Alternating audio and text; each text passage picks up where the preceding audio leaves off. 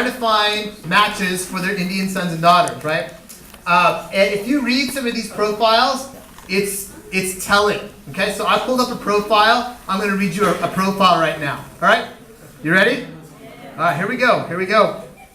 Our daughter graduated with her doctorate last year and has since been working as a medical and regulatory writer in a company considered the industry leader, providing writing services to major pharmaceutical companies. I'm going to switch mics. Yeah, is that right? I don't know what's up with that.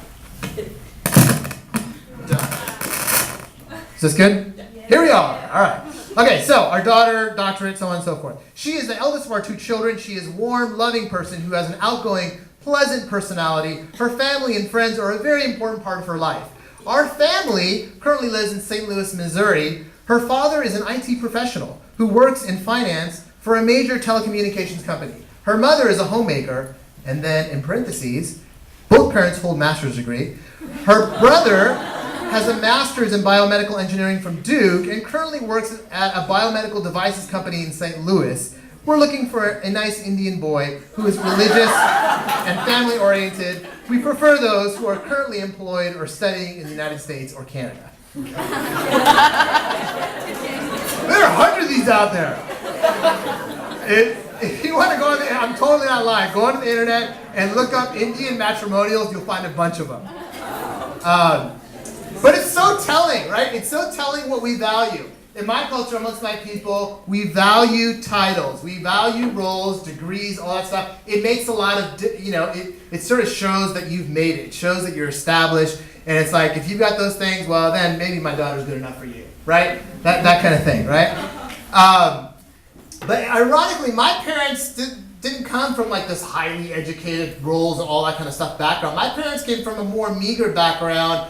More, they grew up a little bit more poor. They lived off the land. Here's a picture of this is my grandfather here, and that's my uncle. Both farmers in India, and they lived their entire living off the land. They raised animals. They harvested different things. This is tapioca. So my uncle there is harvesting tapioca. That's boba, right? This is where boba comes from. Just in case you wanted to know where boba comes from. If my parents had stayed in India, that's what I would have been doing, right? Helping you all eat boba. But that's not the plan that God had in my life, because my parents sort of got the luck of the draw. In the early 70s, my dad came here on a student visa. My mom came here on a nursing visa, and they came and they actually met in this country, and it was a big thing for them. Big thing for them to leave their family and to come to this country, and they did it because they wanted to have an opportunity greater than just the agricultural life. They wanted to be able to get a professional degree. They wanted to be able to work in a professional job. And they got married, and I was born, and I remember one of the things that my parents would always say, we came to this country for you. And I would always push back, what are you talking about, right? You were single when you showed up here. How did you come to this country for me? That makes absolutely no sense. But for them, they came to this country because they wanted to give their kids the opportunities that they didn't have. They would constantly sort of drill that into us. And so, it was like, you're going to work hard and you're going to make the most of this. I went to school, and I struggled in elementary school. I didn't do so great. Went to junior high, didn't do so great there. I remember my parents getting called in for like parent-teacher conferences, and they're like, Jerome's struggling in math. Or, you see all these Indian kids on the spelling bees like working it out and getting all these medals. That was not me. I was not the genius sort of getting all these medals. In high school, something changed for me. In high school, I think partly because I sort of felt the pressure of like, look, you have to live up to this. You're the firstborn son. Your parents did all of this. Get your act together, right? And so I worked hard, and I just started to, put my nose to the grindstone in high school, and I started getting some better grades. And so much so that by my senior year, I applied to college and got into UCLA. And for me, that was just like, I don't know how that happened, but I was so glad that I was going to college and I was going to go to UCLA. I got into college, and I just felt the pressure. And the sort of the running mantra in my mind was, you've been given this great opportunity, don't waste it. Right? You've been given this great opportunity, don't waste it. I was now creating my profile. What was that going to be about? How many degrees was it going to have behind my name? And I felt like my family and my extended family and my church, everybody, their mom is sort of looking at me. What is he going to do? Right? What's going to happen for him? That kind of pressure messes with you. Some of you are carrying that kind of pressure in your lives right now. I don't know from who, but maybe you're carrying that kind of pressure in your lives, even here at Cal State Long Beach. But what I have come to discover is that being preoccupied with the pursuit of your career could be the very thing that distracts you from your destiny. Let me say that again, all right? Being preoccupied with the pursuit of your career could be the very thing that distracts you from your destiny. Tonight, we're going to talk about what it means to open up yourself to God's destiny in your life. All right, so if you have a Bible, we're going to open up to Philippians chapter 3, verse 4 through 9. And if you don't, it's okay. It's up on the screen. Let's all stand for the reading of the Word.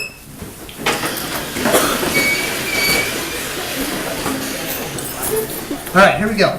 If anyone else has reason to be confident in the flesh, I have more. Circumcised on the 8th day, a member of the people of Israel, of the tribe of Benjamin, a Hebrew born of Hebrews, as to the law, a Pharisee, as to zeal, a persecutor of the church, as to righteousness under the law, blameless. Yet, whatever gains I had, these I have come to regard as loss because of Christ. More than that, I regard everything as loss because of the surpassing value of knowing Christ Jesus, my Lord. For his sake, I have suffered the loss of all things, and I regard them as rubbish, in order that I may gain Christ and be found in him, not having a righteousness of my own that comes from the law, but one that comes through faith in Christ, the righteousness from God, based on faith. Jesus, we invite your presence into this room. God, we ask that you would continue to speak to us, just as you did last week. We ask that particularly you would speak to us about our destinies. Help us to clear our minds and allow us to understand what it is, what path you have us on right now, God. I pray you would show us the things that may be distracting us, that may be pulling our attention away from you. And God, we just pray that you would offer your word to each and every person here, that they would just have their spirits attuned to what you want to say to them. Would your words be lifted high in this time, God? Would they be the things that we remember even as we leave this place? We ask this in your name. Amen. Amen. Have a seat. This section that I just read comes from a letter that Paul is one of the early leaders in Christianity, in the Christian church. It comes from a letter that Paul wrote to a church in the city of Philippi. At the time of his writing, there was a lot of different churches beginning to form up. And when I say church, I sort of use that word loosely because all it was just some Christians who were gathering together, trying to figure out what does it mean to follow Jesus. And that's what they were doing at Philippi. And in the early church, one of the things that began to happen was there were different factions. Certain people believed certain things. And one of the factions that arose in the early church in the first century was a group of people called the Circumcision Party. They were these Christians who were trying to convince people that following Jesus required the ancient Jewish custom of circumcision. Paul hears about this circumcision party, and he sort of just calls it out. He's like, that's bogus, right? That is not what it means to be a follower of Jesus. And then he says that they are putting their confidence in the flesh. And then in verse 4, he comes and says, if anybody has reason to be confident in flesh, I have more. And then he starts this list. Let's just go through the list. Circumcised on the 8th day, a member of the people of Israel, the tribe of Benjamin, Hebrew of Hebrews, Pharisee, persecuted the church, blameless under the law.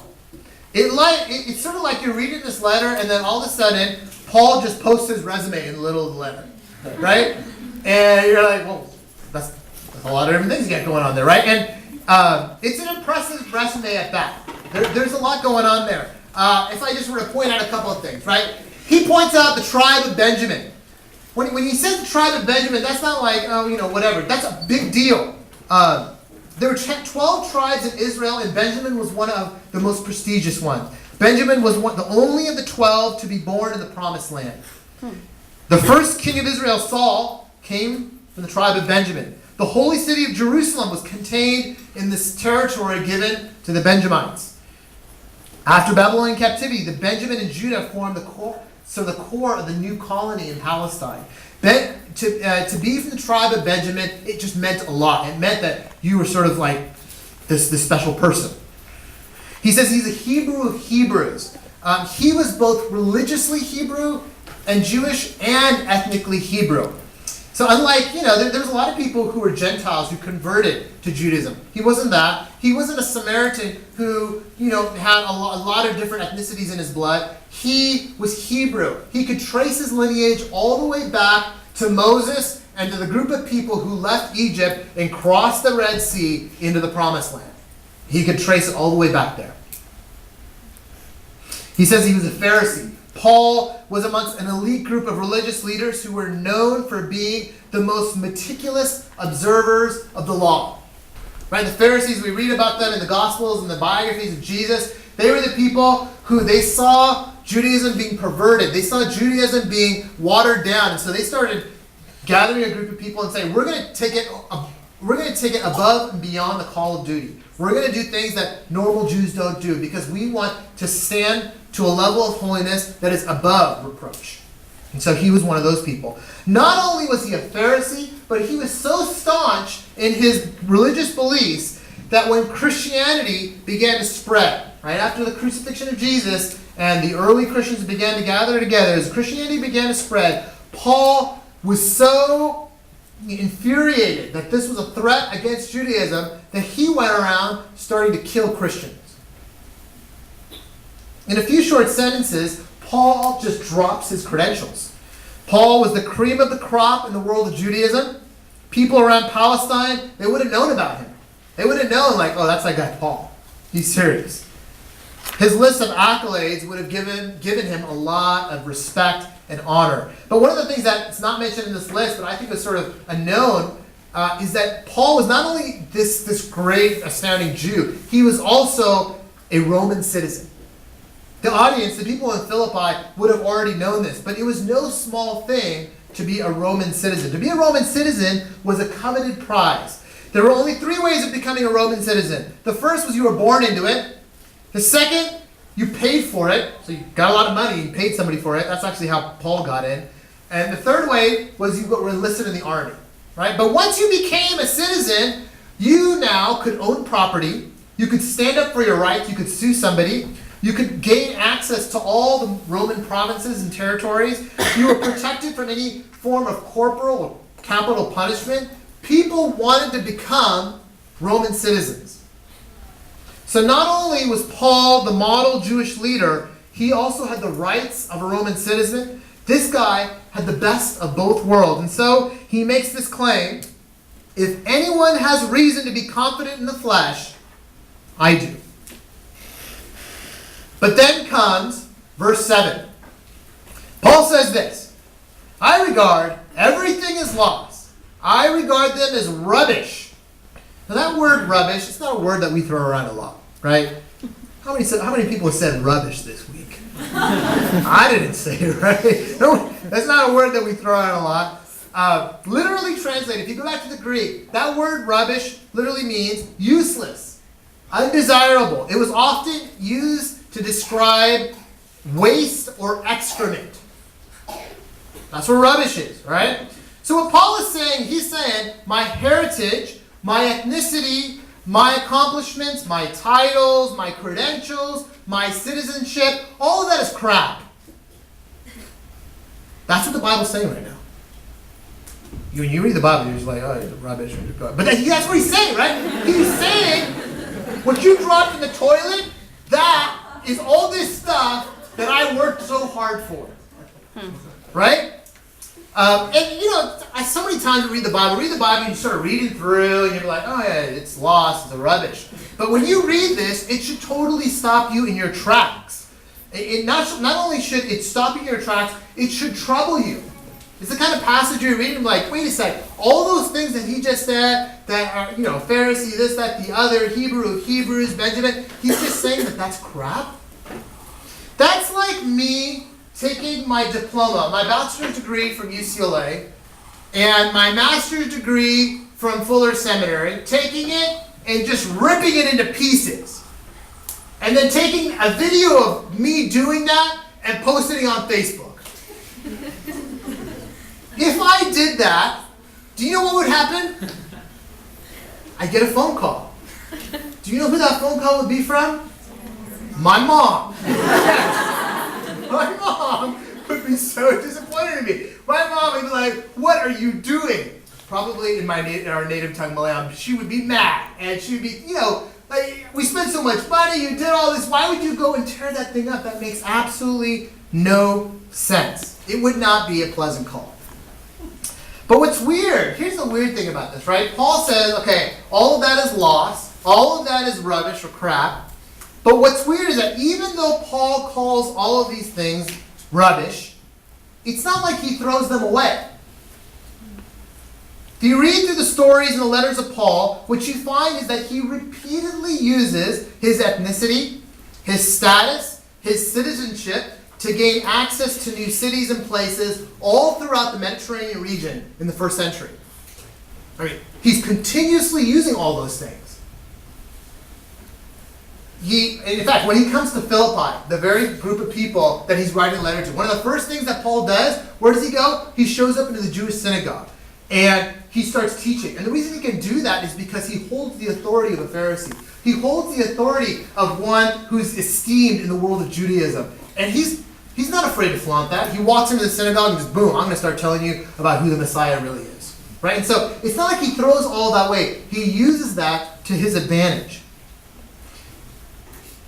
I think the reason why he thinks all of these things, the reason why Paul says he thinks all of these things are crap is because of the surpassing value of knowing Christ Jesus, my Lord. Right? So he says the surpassing value of knowing Christ Jesus, my Lord. That is how, so Paul uses these things. He uses them because he knows that what's most important is knowing Jesus. Knowing Jesus makes everything else look lame. For Paul, when he relates to Jesus, his ethnicity, his titles, his citizenship, his credentials, his accomplishments, all of them take their proper place below God. For us, I think when it comes to our destiny and our vocations, too often things are not in their proper place. Things are all over the place. When we find out that you need to take an entrance exam, or maybe you need to get an internship, or maybe you need to do something to complete a portfolio, those things too often become the focus of our attention. Have you ever met someone who's consumed with that, right? They're like, I got to get an internship during grad school, and that becomes like, they're just, laser focused on getting an internship. Or I've got to do this portfolio, laser focused on that, everything else comes second to that. We get so set on trying to advance our careers that we set our eyes on the prize, and the prize is whatever's sitting right in front of us. The problem is, for those of us who consider ourselves followers of Jesus, we know that the prize is knowing God.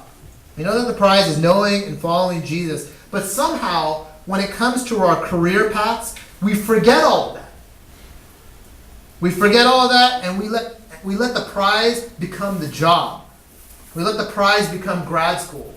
Or we let the prize become that internship that we're going after.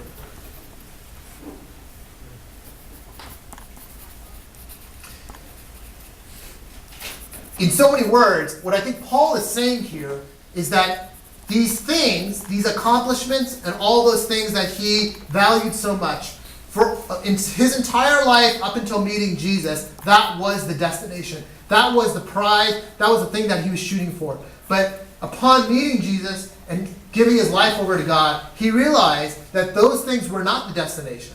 Those things were the vehicle. They were the vehicle that were going to allow him to get to the destination. For many of you here tonight, I think that in order for you to begin to embrace your destiny, you need to first begin to reframe what really matters in your life. What if your time in college and your pursuit of your career and your vocation was driven by the goal of knowing Jesus? It wasn't driven by an internship.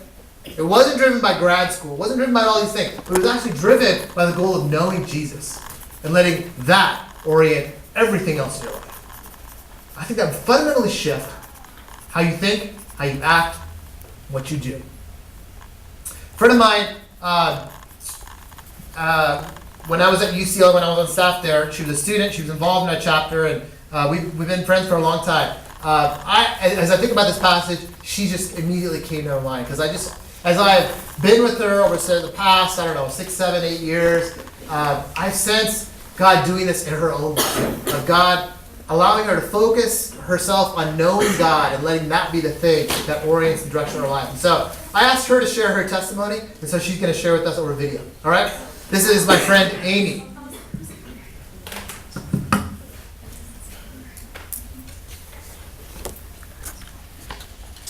I had lunch with Amy this summer, and one of the things that I've seen Amy when I met her when she was a freshman, and I've known her for the entire time, and I don't get to see her as often because she's in Madison. But when I met with her, it's a different person.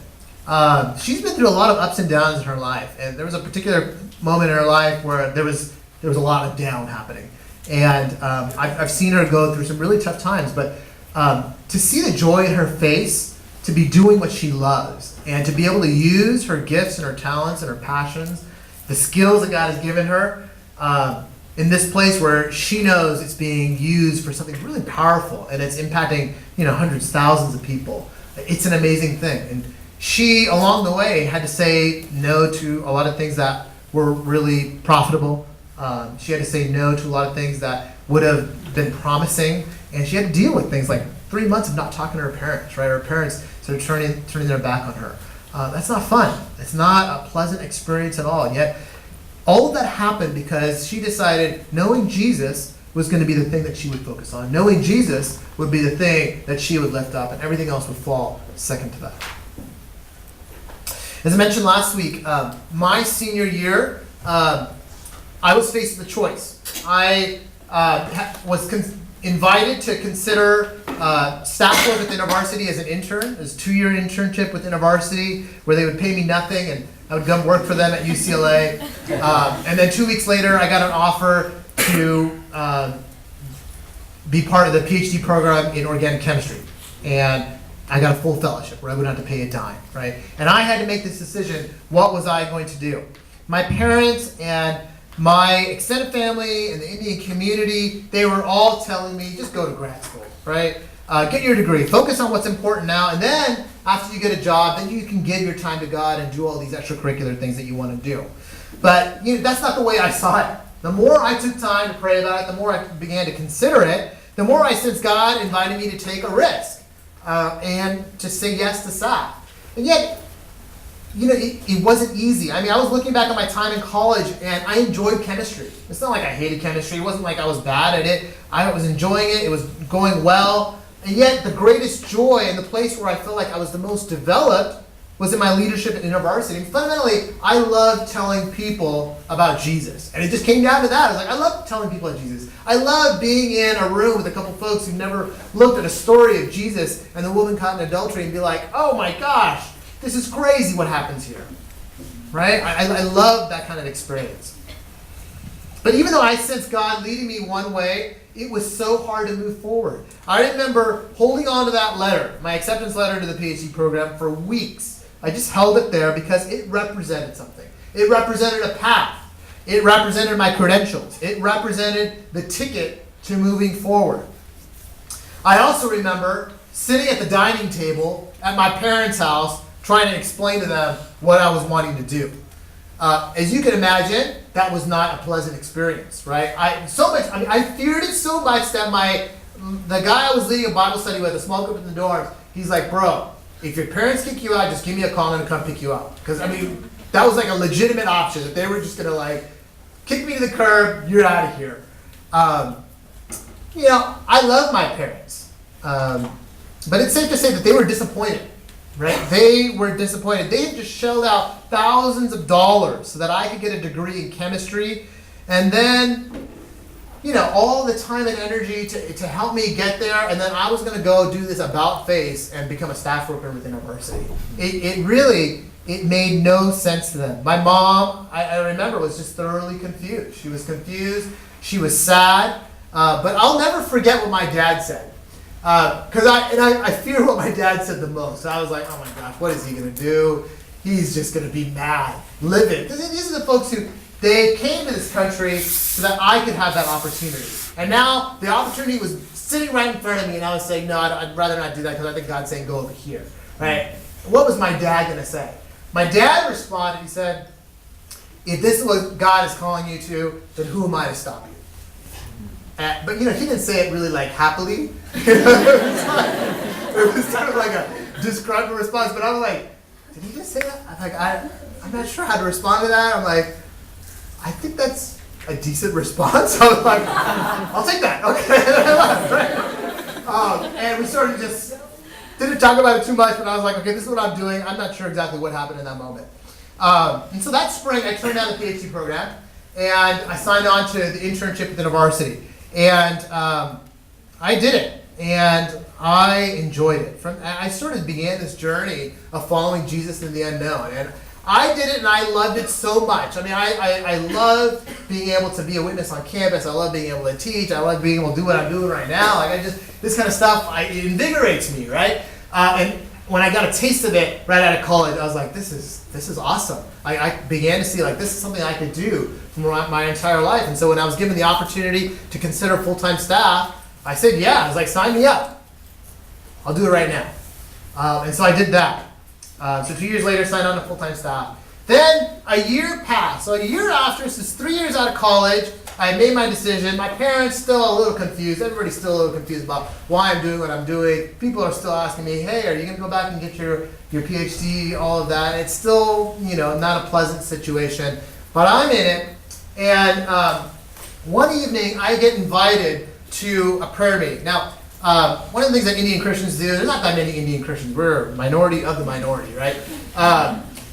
They have prayer meetings around different parts of LA. I got invited to a prayer meeting because there was a priest who was visiting from India. He was going to come and share about his experience in the field over there, in the mission field. So he came and he shared, and I showed up at this meeting. It was great to hear his story. In his story, he mentioned, I got my degree here. I studied at Azusa Pacific University, and I sort of logged in my mind. I was like, oh, my dad studied there. I should go talk to this guy. Afterwards, we're getting food, and I get to talk to this priest. And, I tell him, my dad studied at Azusa Pacific. Do you know him? And I began to share who my family is. And there's a moment where he's a little dumbfounded. And he sort of begins to tell me, he's like, I know you. I know your dad. I know your dad. I know your uncle. And I know your grandfather. So I'm like, I don't know this guy for nothing. But he, all of a sudden knows all this stuff about me. And he begins to tell me this story that I've never heard, right? He knew my grandfather. In fact, he grew up in sort of a similar village of where my dad's family grew up. And he apparently my grandfather was a devout man of God. He died when I was younger. My grandfather did. But he, for many years, had prayed that one of his sons would go into ministry. That was one of his prayers, right? And so he worked in agriculture. He did rice, and he did tapioca and rubber and coconuts, all this stuff that you grow in India, right? So that's what his thing. But he saved money. He saved money over the course of his life to be able to send one of his sons to Bible college. And his eldest son, my uncle, eventually decided he wanted to go. And so there's a Bible college opportunity that came by in Los Angeles. There's Azusa Pacific. And so my grandfather had saved enough money to be able to send my uncle, and so he sent him. My uncle went with